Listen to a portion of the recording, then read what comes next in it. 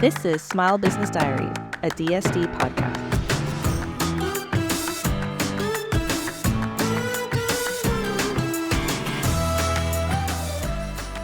Welcome, Dr. Simon Bates. It's a pleasure to have you. I hear you're from Northern England and you have a lot of wisdom to share with us today. So I'm excited to meet you and learn more about you.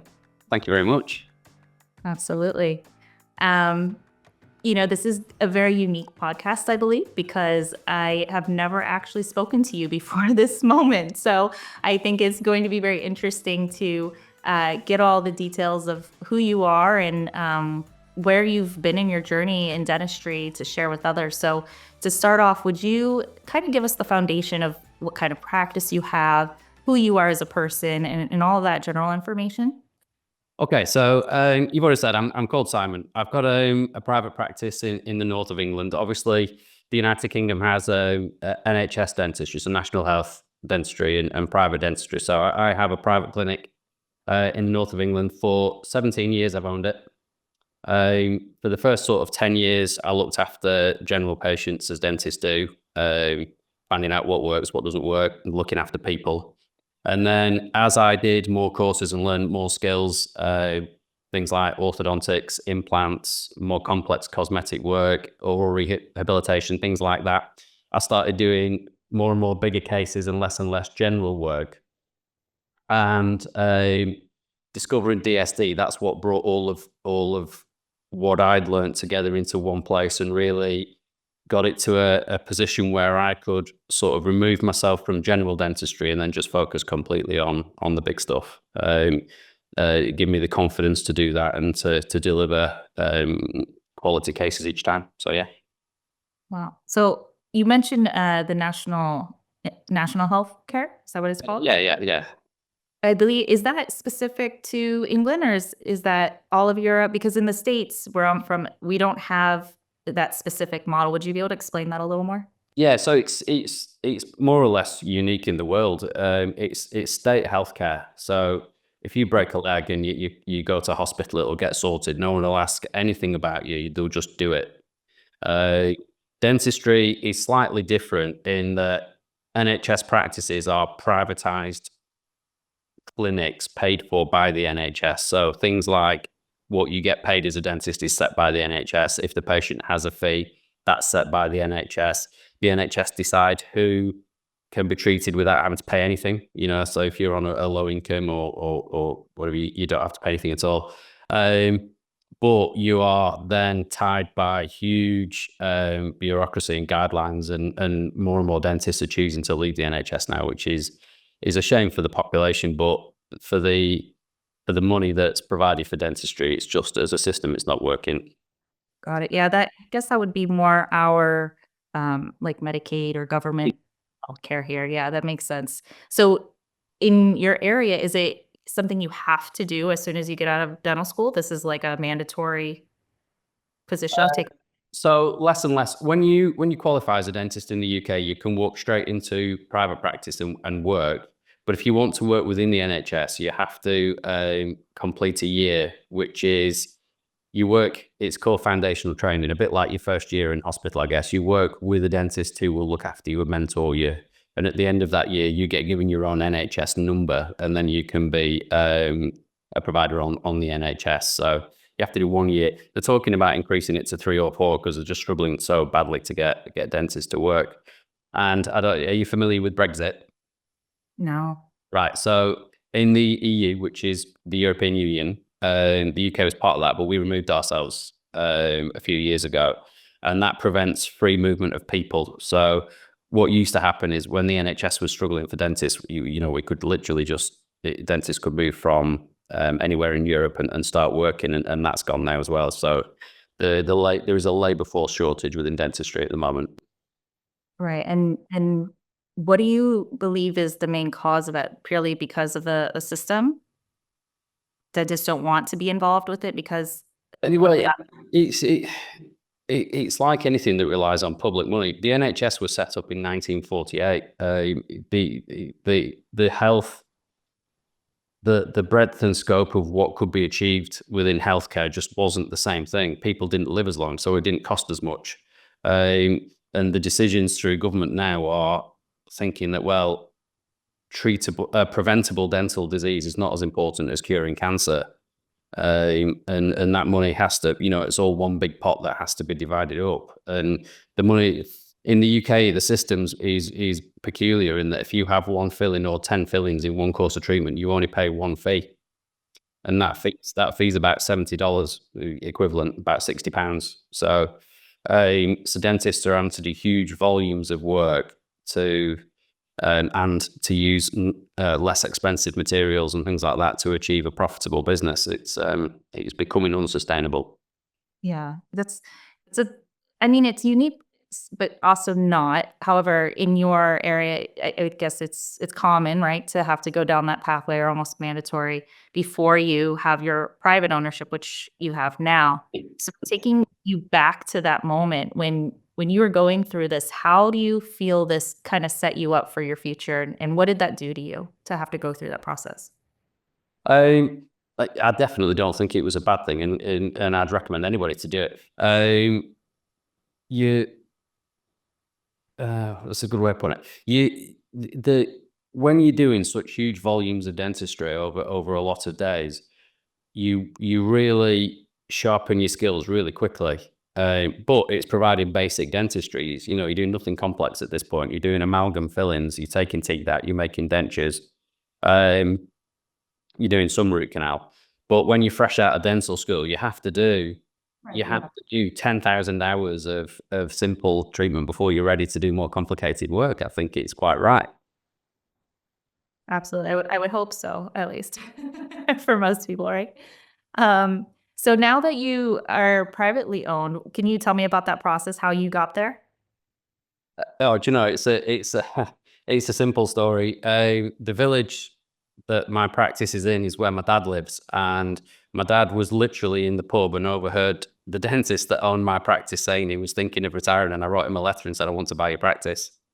There's a bit more to it. I was very young. I was only 26, and my uncle's a dentist, so we bought the practice together on the understanding that he would sort of mentor my running a business, learning to manage staff, all that, the side of it that you don't get taught at dental school. And then as he started winding down towards retirement, I'd take over running the business, and then eventually I'd buy him out. And that's where I'm at now.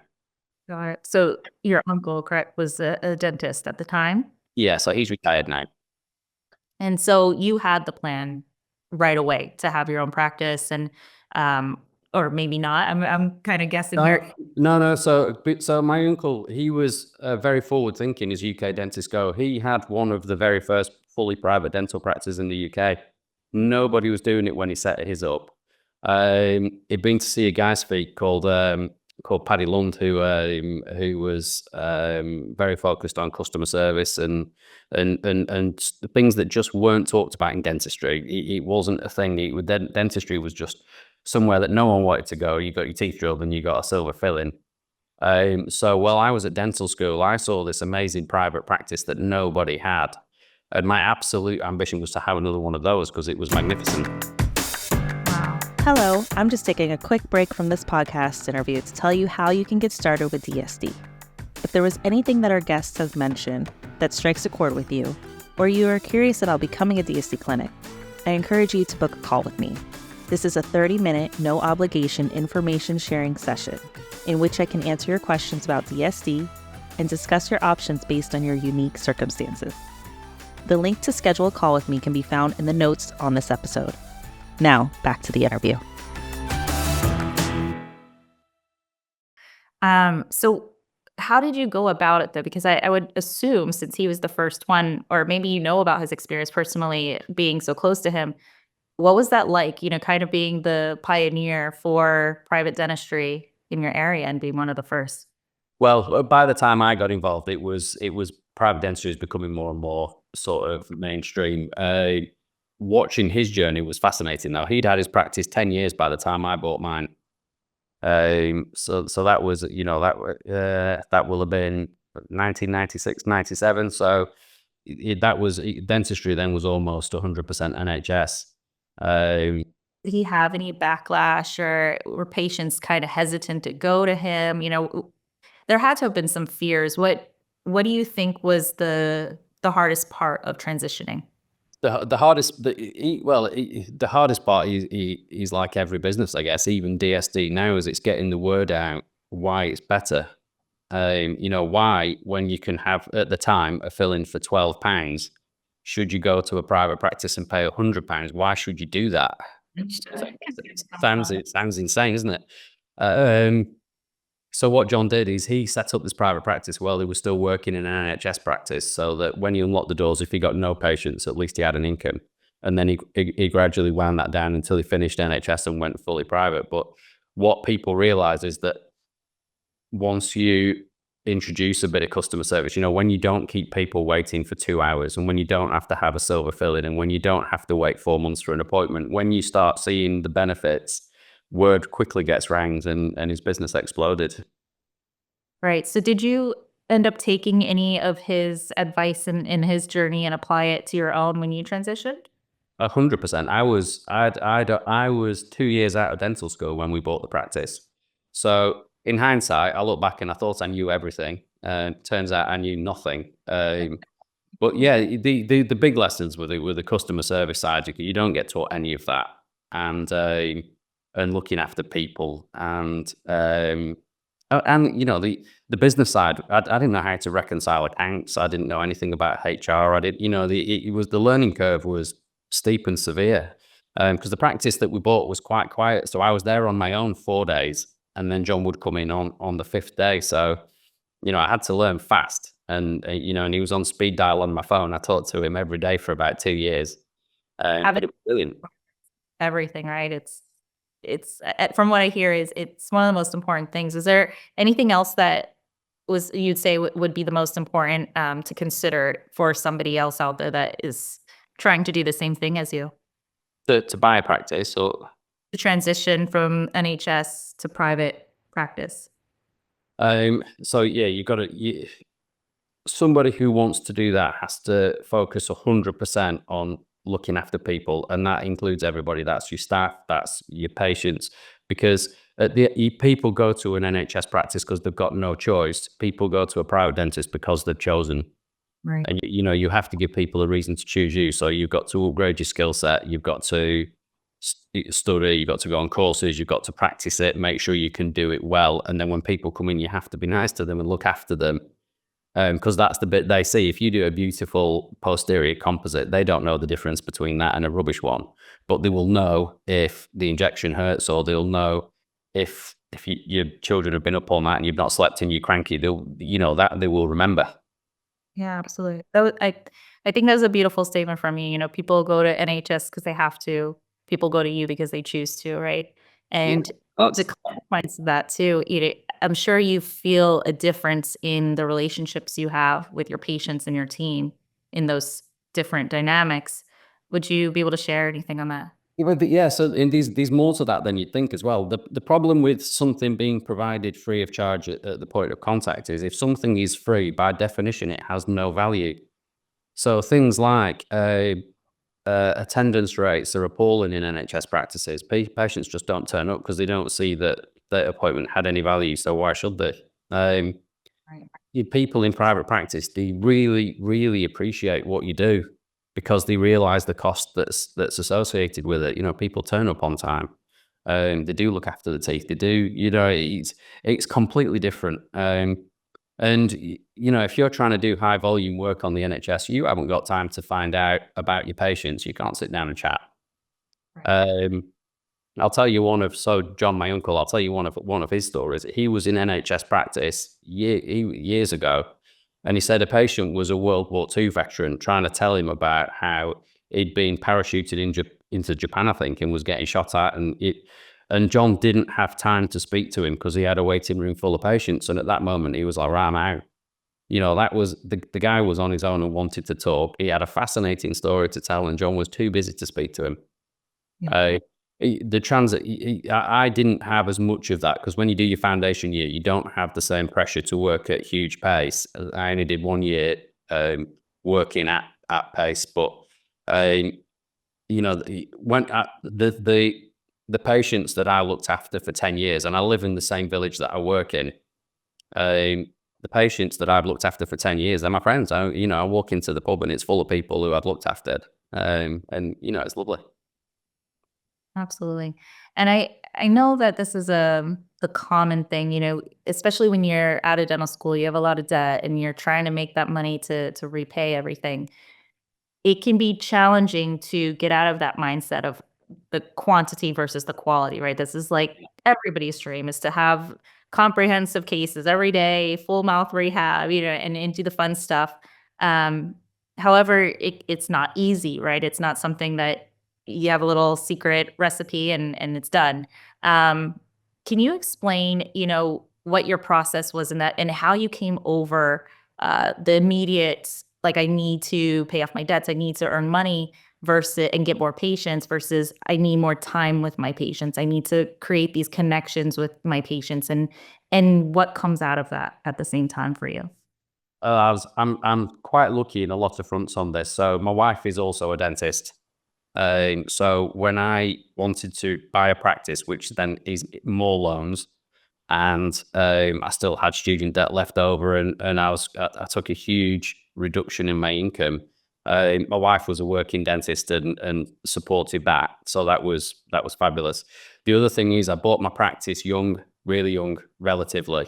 So I didn't have a mortgage on a house. We were renting a flat at the time. We didn't have any children. We didn't have. When I've watched the journeys of a lot of my friends who are buying practices where I am now, where I've got teenage children, I've got a mortgage to pay on my house, I leased my car. I think to start that now, I think would be terrifying. And there's got to be a real balance, because my advice to a young person would be to go away and learn to be a really good dentist before you buy a practice, but also don't leave it so long that you can't take a reduction in the income. And the balance there is really difficult. It's a challenging thing to find. Yeah. So is it fair to say that you sacrificed in the beginning to reward at the end for you? Is that how it happened? Still waiting for that reward, but yeah. Yeah, no, absolutely. No, you make a really good point. My friends who didn't buy dental practices till they were in their 40s, when we were buying the practice and really struggling to get a deposit together to buy a house, they were going on holidays to the Bahamas, and they were buying Porsches, and they were earning, associates in the UK doing a mixture of private and NHS work can earn a real lot of money. We weren't that. And that's, you're right, that's coming good now. And I imagine when my practice eventually gets sold, it'll come really, really good. But for that time, I didn't realize it looking back, because I find it was just all an adventure. But when I look back, I think, my wife did well to put up with that, really, because I was very driven in, this is what we're doing and we're not discussing it. I'm buying this practice and we're doing it this way, and that's what it's going to be. So, in hindsight, I should probably buy some flowers and some wine. But you know what? Now you can buy her the whole flower store, right? You can give her everything now. So that's, I think that's one of the most important things is your support system, right? And then, Yeah. of course, to say, I'm going to do this and do it. Especially like you mentioned, it's so much harder now, I think, not just because of everything around us, but having like social media, for example, and the digital age, right? There's a lot of temptation, I think, coming out of dental school or just beginning as a dentist, where you have to create this image, right? And you have to almost convince people from an online standpoint that I'm already successful. And then you have to build up to that, which I believe is causing a lot of this stepping back from where you want to go. And so I know this isn't how you got here, but knowing where the world is today, if you had to do it over again, how would you do it? Right. Well, you've hit up on one of my points when I was reading through the prep notes. My advice to a young person, my single biggest piece of advice would be, don't go on any social media related to dentistry at all for 5 years. Don't, because the perception of dentistry, the Instagram perception of dentistry is not dentistry. It isn't that. These young dentists, they're coming out of university and they're seeing, I'm guilty of it. I have an Instagram page full of beautiful before and afters and how nice my practice looks and everything, because in the digital age, that's how you get patients through the door. But it's not typical of the last 17 years. It's the accumulation of 17 years of really hard work. And that's getting lost in translation somewhere significantly. So young dentists are coming out, they're seeing these before and afters and thinking, right, I'm going to do a 1-day composite bonding course. They're all good at Instagram. They're all good at taking photographs and getting testimonies. But they're ignoring basic dentistry, that they're missing bite wings and they're missing caries, and they're not looking after people. And if you do all these cases without an understanding of occlusion, they're doomed to fail. And if you're not telling, because you're trying to sell the treatment because you've got to pay your student loans, you might not be telling people that in 5 years it's all going to be failing and need redoing. And this is, I mean, it's good for the likes of me. I'll be able to make a career out of putting these cases right 5 years after. But a young dentist. Oh, and then sorry, just flicking to Facebook now as well. There are dentist groups for dentists interested in cars, dentists interested in watches, dentists interested in Michelin-starred restaurants, dentists interested. And some of these groups are for true enthusiasts who will talk about an interesting car or an interesting watch, but some of them use it as a vehicle to show how much money they've got. And so young dentists have this perception that they're going to walk out of dental school, they're going to buy a house with 10 bedrooms and a Ferrari, and they're going to do composite bonding 10 units 3 times a day, and they're not getting the foundations right before they do it. And there's a lot of problems with social media, but certainly in dentistry, that's one of them for me. Absolutely. What exactly would be your foundation today? How would you map that out?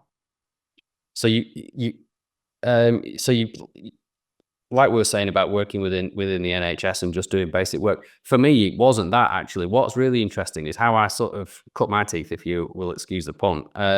When I bought my practice, this is a bit off topic and a bit complicated, but there's also, in private dentistry, there's a system called Dentplan, which is capitation, basically. So patients pay money to Dentplan, and Dentplan keep a little bit and give the rest to the dentist, and then the dentist has to provide all of your dentistry for that money. It's a way of patients budgeting. So when I bought my practice, I had a hugely neglected list. I had 1,000 patients who hadn't really had any proper treatment done for 10 years. So what I had to do, and where my foundation was putting 1,000 people right, effectively for no money, because they were just paying their £20 a month. Dentplan were keeping their bit, and I was getting £15 a month, but I had to provide them all with mountains of treatment. But that did 2 things. One, it taught me dentistry. I did hours and hours and hours of practicing, trying to rescue teeth that were on the edge of destruction. But also it generated huge loyalty with the patients. Patients were coming to me and saying, "No, I didn't realize I didn't have to have food trapping between my teeth," or "I didn't realize that I didn't have to have a broken one," or "I didn't realize I didn't have to have toothache all the time." So 17 years on, the majority of those patients are still with me, and that's really nice. Wow. And so in the moment, as you're basically doing free dentistry to catch your patients up to where they should be, right?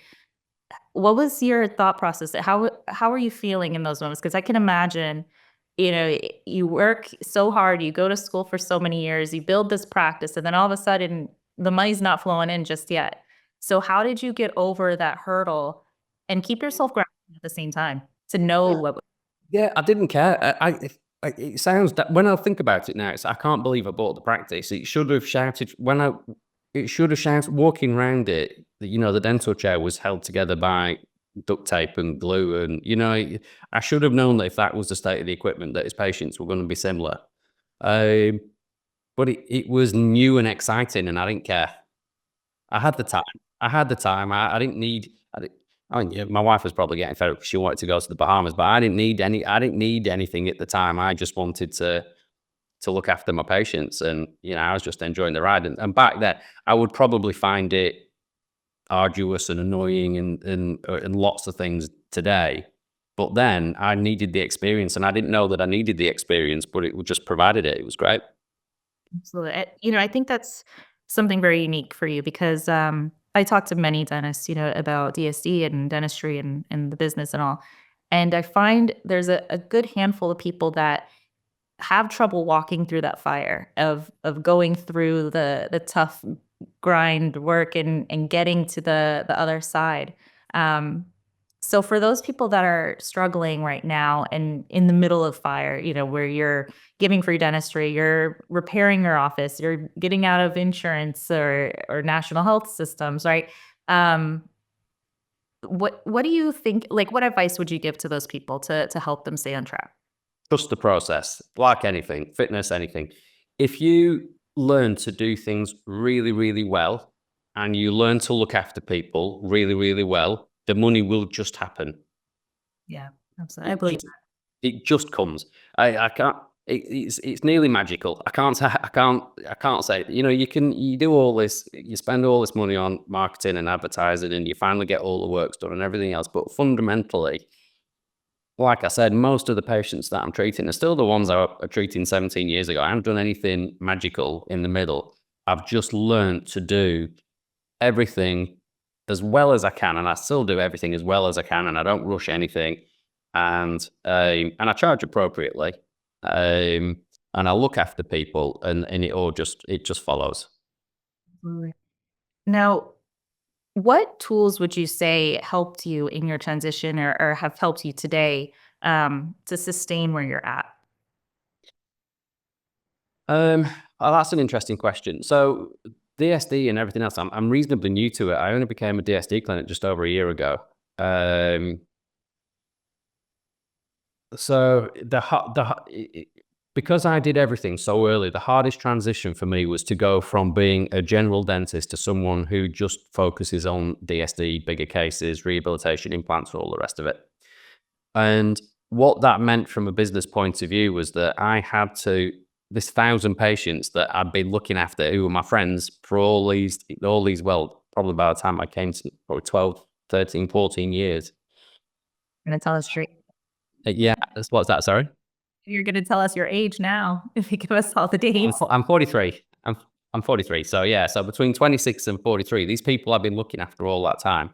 I had to employ dentists to come into my practice to then look after those patients for me, to free up the time in my diary to then take on the bigger cases. Now that was the leap of faith.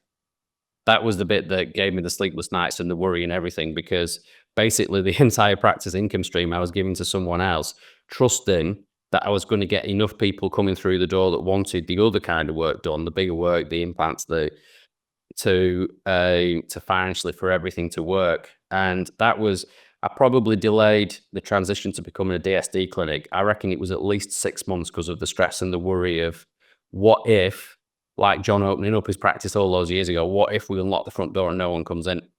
What if I give all my patients away and then have to pay a dentist to look after them and nobody else comes in and has any work done? Yeah. And so in that regard, you had to trust the process, right? Was that? Trust the process. It was DSD that gave me the confidence to do it.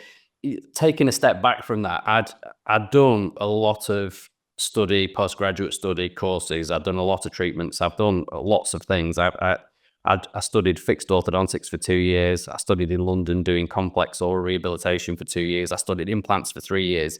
I could do individually everything, but when I tried to bring it all together, I was always a bit underwhelmed by the final outcome. Patients are always happy and delighted. I had no complaints, But I'd do the same thing that young dentists are doing now. I'd go on Instagram and look at these cases, and I think, bloody hell, how are they doing that so well? And I am by my nature very self-critical. Even cases that have gone really well, I still pick holes in it when I'm sat, reflecting on what's been done.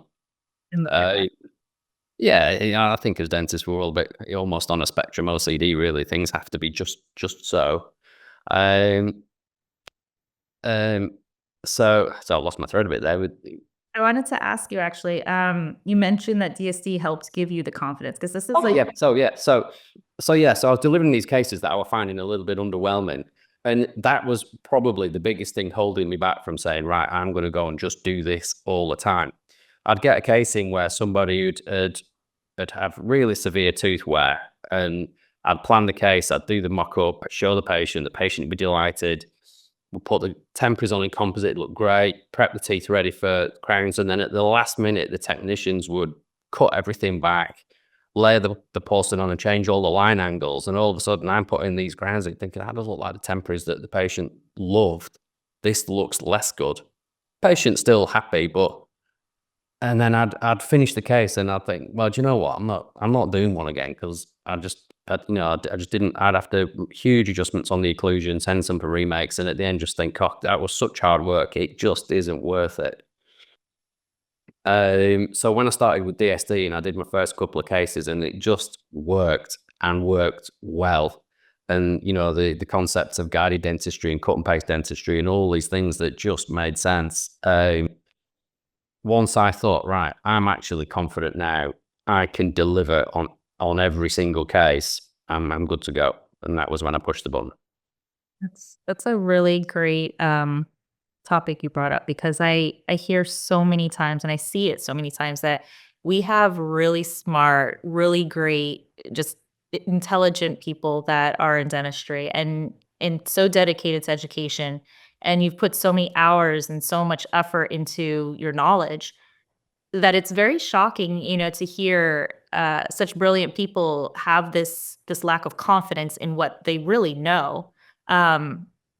So to me, when you explain it, it sounds like you have everything already. It's really just DSD putting it in a way of assurance, maybe? Is that the best way to explain it?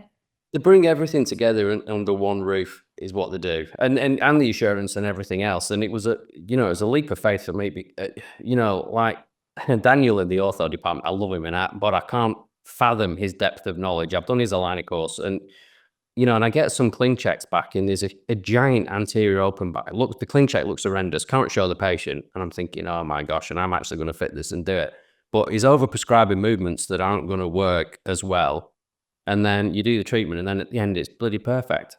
It's amazing. And almost miraculous. So yeah, the confidence that comes with it, but everything was a bit disjointed. So I'd done my orthodontic training, but I'd done it with fixed appliances, which they don't have the sort of the level of control and predictability as aligners. If aligners are done well, and I have to specify done well, there's aligners and aligners. And then when you're trying to do, well, this was a few years ago before things like Smile Architect, but when you're trying to do pre-ortho for a restorative case, and then, things aren't quite right, and then the lab haven't quite understood where things were going to be, so then your wax-ups are all out, and then you're starting all over again, and it just felt disjointed. It was a disjointed situation and everything was, the treatment that I was providing was always reactive. I'd start somewhere, see where I was 3 months later, and then react to, I don't know, trying to steer a ship in a storm, I guess. You get blown off course and you keep trying to bring it back. And I'd always get there in the end. My dentistry, I'm very proud of my dentistry, but I always felt like I was having to work probably harder than I should have needed to achieve what I achieved. And DSD, with the way you approve a design at the beginning, and then everything is guided towards that, just makes so much sense. That's honestly a wonderful way of explaining the ship with the winds blowing you off course, right? And I have to explain what DSD is to a lot of people, and that's always a challenge, because you don't understand things fully until you're in it, right? So to have to tell someone, hey, it's like steering a ship, where you're at right now is like steering a ship with all the winds blowing you off track, but DSD helps open the avenue, so you just go straight without any worries, without any fighting the winds, basically, and all the surprises that come up along the process of any case. So I guess it really comes down to how you want to work, right? And so would it be right to say, like, you have chosen to work with DSD in order to create an easier life for yourself? How has it affected you, really? Yeah, it's just another example of where you've got to make things really hard at the beginning to get better at the end. I had to implement a lot of systems at work. I had to buy equipment. I had to do a lot of staff training. all this kind of, because I keep harping on about the NHS, but the NHS really holds back dentistry in the UK. You don't get really any practices that are like mine, and well, there's a couple of DSD clinics now, but to change not just your patient's perception of what dentistry is, but your staff at a root level, because it really is. It's a whole shift. The workflow and everything. It's completely upside down on traditional dentistry. That took a lot of work, and when you're trying to change the culture of a business, that's you meet resistance, and and all the problems that come with that. It's coming out the other end where your systems are in place, your staff are all trained and motivated, and actually even the staff that were resistant to DSD at the beginning are now saying that they've been left out and they're not getting to do anything, and then everything just gets better and better. But change comes at a price always. Absolutely. So another example of you just working hard in the beginning, right? Yeah. So I know DSD is a huge part of your practice now. However, you transitioned with your uncle, right? And you're the only one practicing on the DSD cases at the moment in the office? Yeah, pretty much. Because we've got so many patients that I've looked after for all those years, they still need looking after. So out of we have 4 surgeries or 4 operating rooms, whatever you want to call it, in the practice. 3 of them really are still taken up with general routine dentistry.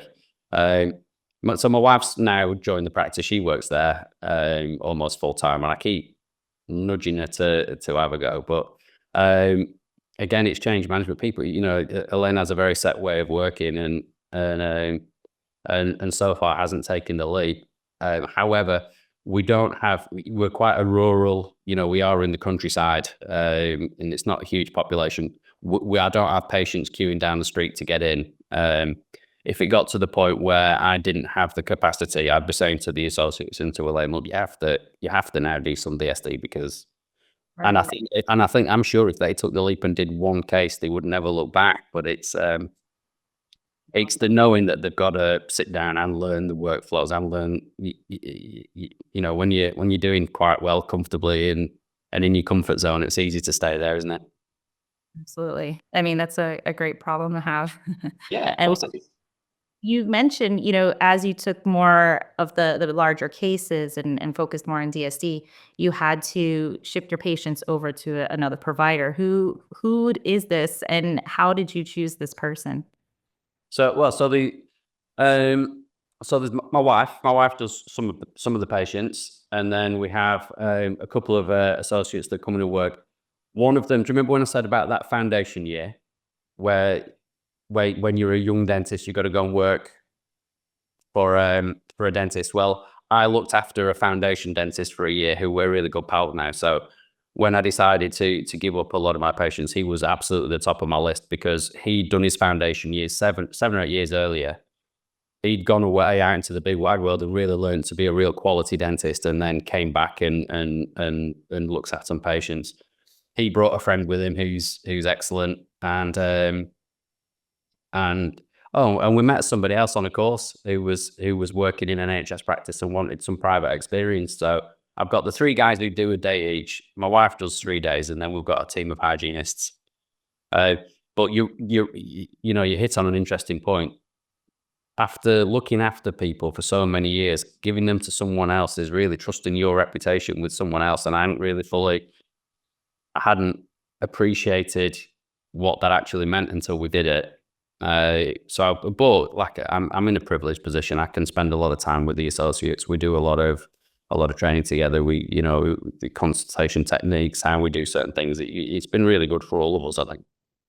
Awesome. So can you explain the dynamic of the office a little more? Because there's so many people that want what you have, to get more involved with larger cases and kind of shift their position to grow the practice with more associates or partners of that nature.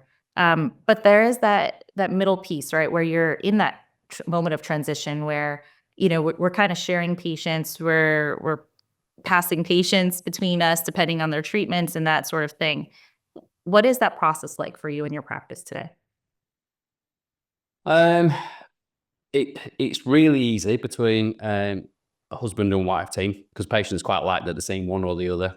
So my wife's done lots of endodontic training and I haven't done a root filling for 2 years or something. I can't stand them. So it's brilliant that if one of my patients needs an endo, I can just pass them over and get them back with it completed to a high standard. That's great. With regards to the associates, I basically handed over the patient, and that's their patient to look after. Because the problem being part-time is if their patient has toothache, they'll come in and see somebody else. But we're very, very strict on, once you've seen a dentist, you've got to keep seeing the same one, because patients leave. If a patient sees a different dentist every time they come, it's not long before they leave. People want to be looked after by one person. And how do you handle that if the patient that you've been seeing for 15 years automatically is no longer qualified to be your DSD patient, for example, and they say, "But I want to see Dr. Bates. I only want to see Dr. Bates, and it's for I was almost offended at how easily patients moved over. No, the patients, we sent out a really nice letter, and I spoke to any patient that rang up and complained. I phoned them up personally and spoke to them. Really important. And I just explained that because of where I am in my career and what I've learned to do, I provide very, very complex treatment. And the way I explained it is I said, look, if you fall over and you bang your 4 top front teeth on a curb and one falls out and the others are all chipped and broken, you need to come in and see me really, really quickly and have it put right. I said, and if I'm swamped with checkups and fill-ins, you'll be waiting and it won't get done, and you'll have a bigger problem. I said, I'm still in the practice. I will still be there if you have a complex problem that needs complex attention. I'll be right there to look after you.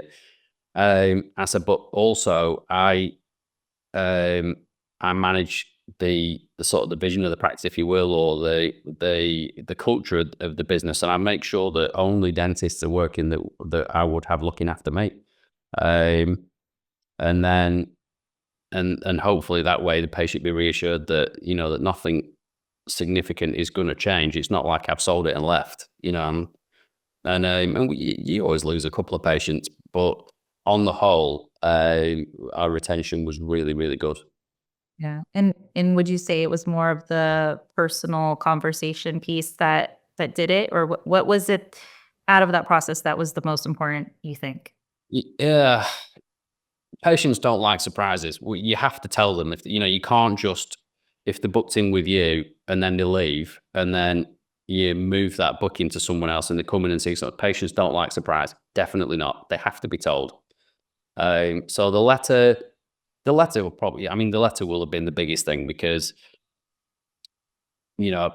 people they follow a bell curve, don't they, where at one end you've got the complainers and one end you've got the people who you can literally do any old thing and they'll just whatever, and then you've got the people in the middle. So if you can deal with everybody via letter right up to the real significant complainers, and then you can manage them with a phone call, that's the way to do it. Wonderful. Wonderful. So what challenges have you encountered in your career that you think people listening should know about, and how to prevent, just in general? Is there anything that you can think of that you really want people to know about and prevent for others? Not really. We've covered a lot of the stuff that I would say for most people.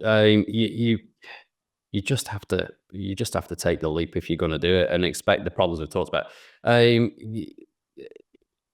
When you look at dentistry as a business, don't worry about the money. The money will just look after itself. Everything's the people. You've got to make sure that you've got the right people in your team. You've got to surround yourself with people that will look after your business with the same care and attention that you do as the business owner, and they're hard to find. And it's took a lot of years of building a team to achieve that. Allowing toxic people to stay in your business is a disaster. And by my nature, I'm not a confrontational person. I don't deal with things like that well, and I've had to in the past. And I would to anyone thinking to buy a practice or run a practice, actually, one of the things I really say is really be careful choosing your people, and if they're not right, don't leave it and think they might become right. Obviously, be supportive, train people, help people. But if people are toxic by nature, they ain't going to change, and it's sooner rather than later to sort that out. Yeah, that's great advice, really. Now, as far you have a wonderful part. I've read your case story that we did for our marketing, right? But it was a story about a case that you've done, and just your story of how DSD has really changed the way you practice. So, besides DSD, is there anything else that you would recommend to others? Like, I can't live without this today. And is it safe to say DSD is one of those things? I kind of assumed there is. Yeah, 100%.